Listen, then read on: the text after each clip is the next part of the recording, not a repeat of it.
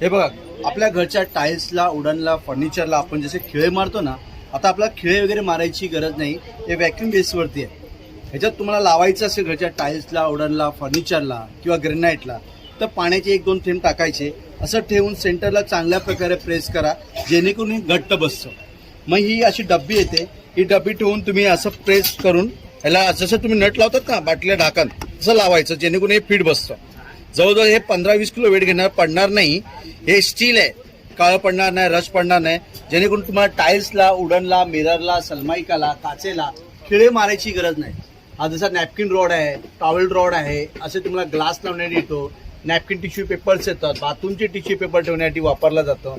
असे रॅक त्याचा टूथब्रश येतो, हँडवॉश येतो. हे स्टीलमध्ये आहे आणि इंडियन प्रोडक्ट आहे, जेणेकरून 20-25 किलोचा वेट घेतं, पडत नाही. खड्डे पाडायची तुम्हाला गरज नाही आहे. जेणेकरून तुम्ही भाड्याने राहत असाल तर ते तुम्हाला खिळे वगैरे मारायची परवानगी दिली जात नाही. तुम्ही घरामध्ये ते शिफ्ट करू शकता इथून ते त्या घरामध्ये. स्ट्रिपिंग किंवा ड्रिलिंग करायची गरज नाही. हे विदाऊट स्क्रूचे. स्टार्टिंग रेंज तुम्हाला छोट्यांपासून 350 पासून मोठी रेंजपर्यंत 1550 पर्यंत आहे. प्रत्येकाची वेगवेगळे हे आहे.